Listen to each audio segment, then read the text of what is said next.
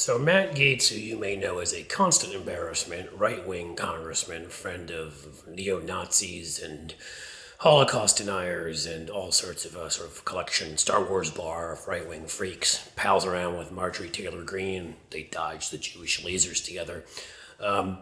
Always finds himself in new trouble. You may remember when COVID was going on, he wore a gas mask onto the House floor because he thought it was pretty damn funny that people were dying, and I guess we're at like 1 million dead now, so that is just hilarious. Oh my God. But in any case, he decided to take to Twitter today and share his thoughts on the Supreme Court case, or the leaked opinion, the opinion, let's call it, that will end up killing women on Roe versus Wade. The brilliant Matt Gaetz had to add, how many of the women rallying against overturning Roe are overeducated, underloved millennials who sadly returned from protests to a lonely microwave dinner with the cats and no Bumble matches?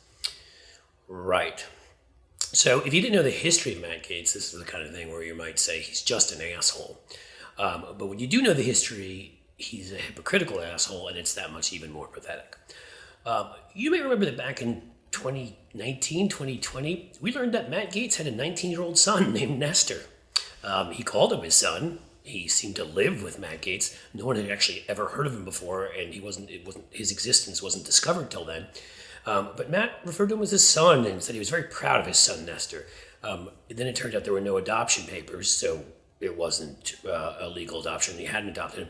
And Nestor actually had a living father, and who was not Matt Gaetz. So we still haven't gotten an answer to who Matt Gaetz was living with, why he was living with a 19-year-old kid, and really, honestly, what the F was going on there.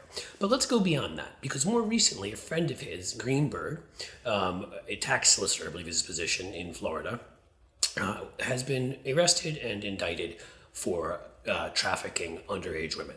He's very close with Matt Gaetz, and it turned out that the feds had expanded their probe into Gaetz.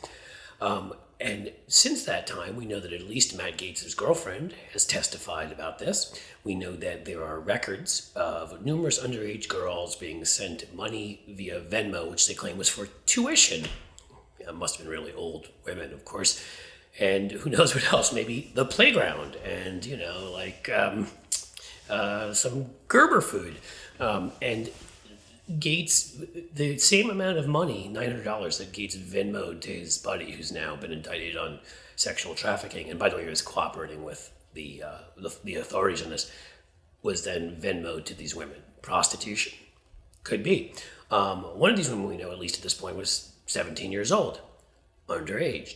Gaetz has been known to wander around the House floor, showing off pictures of topless and naked women who he has conquered to people around him. So we have a history of this sexist asshole. We have a made-up son living with him, and we have now a federal investigation into this congressman. It's been ongoing now for almost a year. We have the guy who's his good buddy, an elected official in Florida, has turned state's evidence against him. The second person has done the same. His girlfriend has testified. And there's really a more than likely chance that Matt Gaetz will be going to prison for paying for sex with underage girls. But, how many of those women are rallying to overturn Roe or overeducate underloved? I think a guy who has to, buy a 19-year-old son or make one up or I don't know, pull some Three's Company type shit and convince the kid to live in the house with him.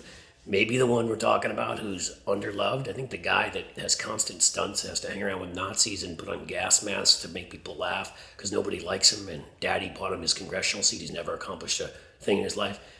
Maybe the one who's underloved. I think the guy who had to pay for sex, it looks like, as far as we can tell, via Venmo, and perhaps with underage women to the point where he's going to go to prison for sex trafficking.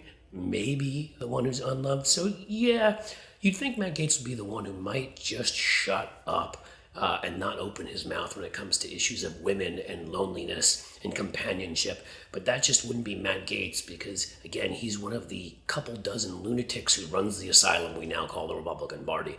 This is why Democrats need to win in 2022, although Matt Gaetz may find himself sitting in a nice, lovely cell by then, and wouldn't we all be better for that?